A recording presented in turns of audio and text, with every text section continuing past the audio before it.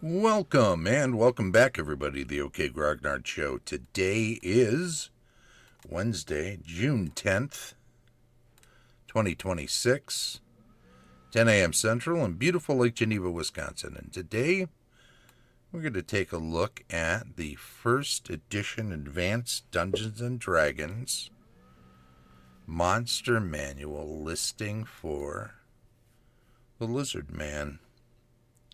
What fun. I like the Lizard Man. I think it's one of the better monsters for low levels. Not, completely low levels. Not always low levels. And can be used in higher levels. Hey, look what's cool. What is that? It's the new Lake Geneva Games dice bags. It's nice, good stitching on this.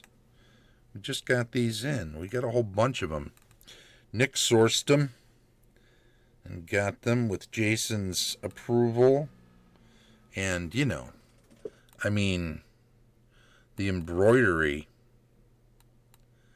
Bames? Lake Geneva Babes? No, it says games. I'm kidding. But it really is very, very, it's one of the nicest dice bags I've seen of any kind, and I'm not just saying it because it's like Geneva Games. But get yours as soon as you can. I got a couple other things. Hey, I got all the Brack the Barbarian, the 5 in the series. John Jakes. I should do after I read these, I'll do an extended appendix end. This came out in the 60s, and I think the first 3 came out before D&D was even a thing. Some people will say, oh, it's just a Conan knockoff. And you know what? He was fully aware that he was definitely putting it in the mold of Conan. But you know what? He was a writer of some repute. He had 2 of his book series. The first 2 other long series, North and South, and this other one. And both of them were made into miniseries in the 70s, the first 3 books of each of this 2 series. Kent Family Chronicles? Sound right? Kent Chronicles? I don't know. But back in the 70s, when you couldn't shake a stick without some novels being made into a mini-series, he got 2 of them.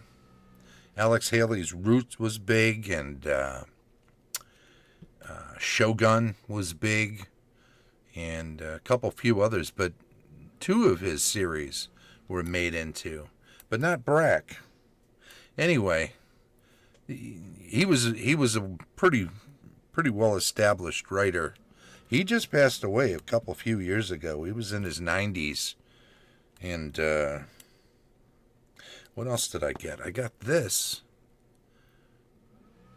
I saw somebody was selling one of these on one of the groups, one of the wargaming groups. And I was like, let's go check that out. So I looked around, and I saw that it had really nice illustrations in the center, and lots of them. We'll go over this in more detail in a video, because this and the infamous Dover archives. There's 30 pages of color illustrations to help you, if you want to paint miniatures and use some historical color combinations for your, or color scheme for your figures. That's a good way to go. So what do we got here? We've got this this monster manual here, and we've got our buddy the Lizard Man, who is let's look at that over there. There you go. Lizard Man, rare is his frequency.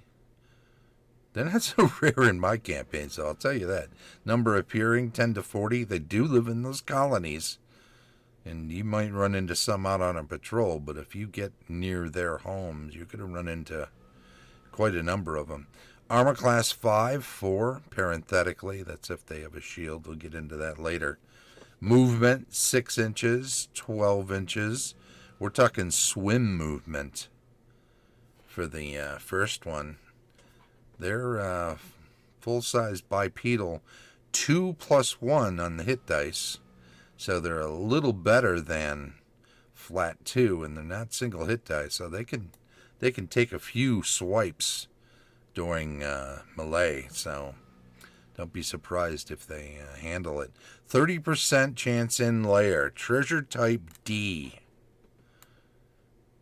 Number of attacks. I should do a whole video just on treasure types and stuff from the Monster Manual, and then double check how it changed in the other as the other books came out. 3 attacks. This is when they're not armed. Just their claw bite. 1 to 2, 1 to 2, 1 to 8. Special attack, see below. Special defense, nil. Magic resistance, standard. Intelligence, low. We're going to get into that a little bit. In fact, let's do it right away.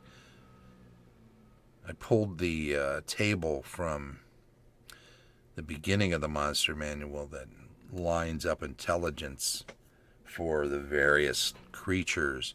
Notice low is 5 to 7. I mean, that's a dump stat roll for a lot of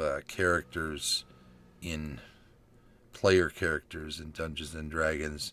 Low intelligence does not mean unintelligent, but it certainly means that your motivations might not be of the highest order. But let's look again and see. Neutral alignment. They don't have to attack. You can negotiate if you can communicate with them. They are medium, but 7 foot tall, so they're impressively big and muscular. Psionic ability, nil. Thank you. Look at that Dave Trampier illustration there. Let's read it. Lizard men are semi-aquatic, breathing air but often 35%, dwelling totally underwater and having caves which are not water-filled in which they lair. They are typically found in swamps, marshes, and similar places. They band together in rough tribal form. They are omnivorous, but lizard men are likely to prefer human flesh to other foods. Let's keep that in mind. In this regard, they have been known to ambush humans, gather up the corpses and survivors as captives, and take the lot back to their lair for a rude and horrid feast. But they're not evil. They're neutral.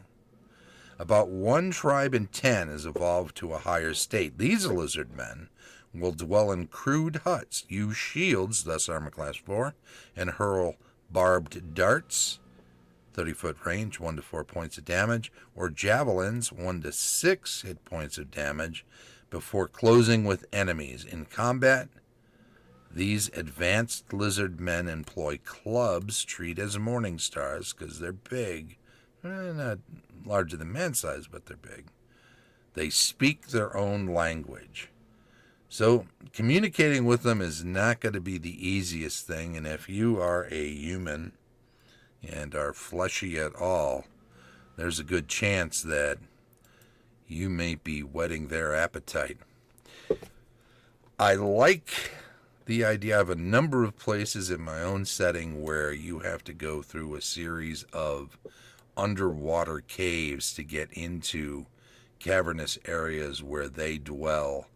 And I have much larger than 40 numbered in a couple of these locations. And there are like satellite tribes, smaller tribes that give fealty to the main tribe in the larger location. They will negotiate. They are not interested in losing any of their numbers, so they recognize strength.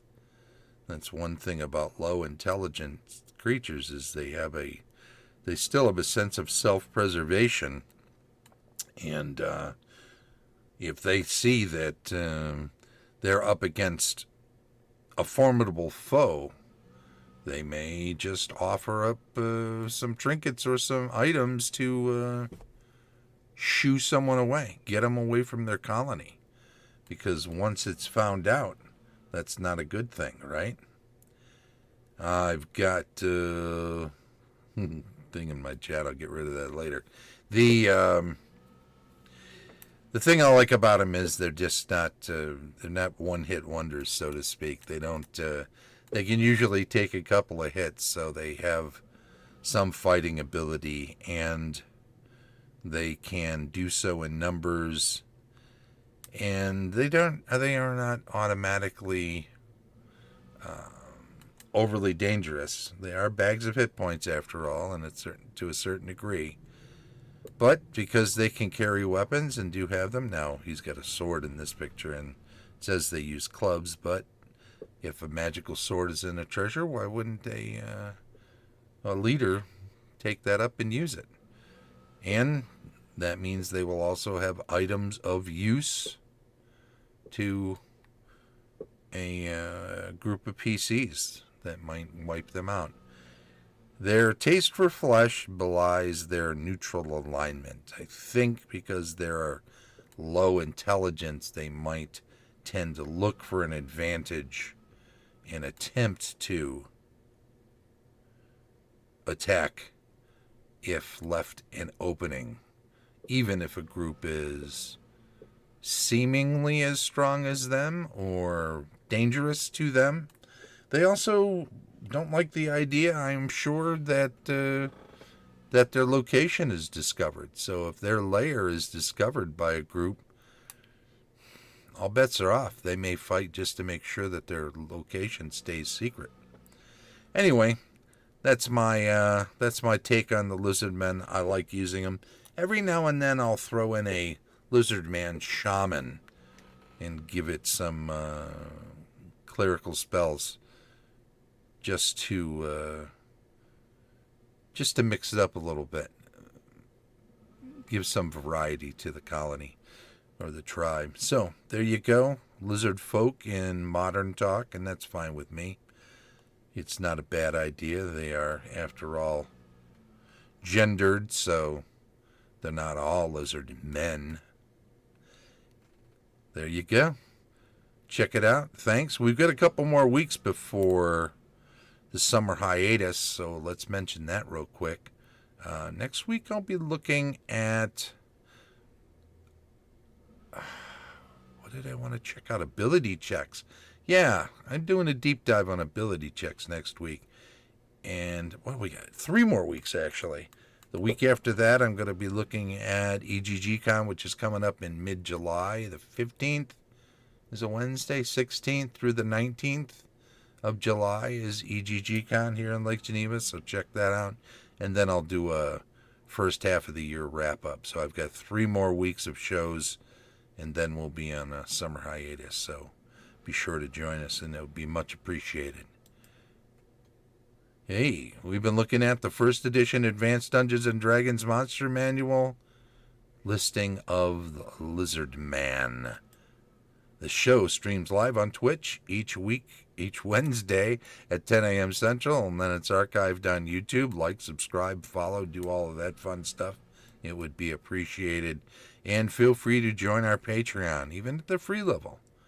And you'll be part of a group of illustrious backers such as Tom Tullis of Fat Dragon Games, Carlos Lysing of Castle Entertainment, Heath Farndon of the AD&D 20, Dave O'Brien, unauthorized user, Dethangel Shadow, Heidi and Eric Gygax Garland of Gaxland, Vince Ragusa of the Maroon Room, an excellent prog rock band, Daniel Caldwell of Griffin and Gargoyle, Martin Thomas of Daddy Roller One, a YouTube channel of note, Christian Garcia, Stephanie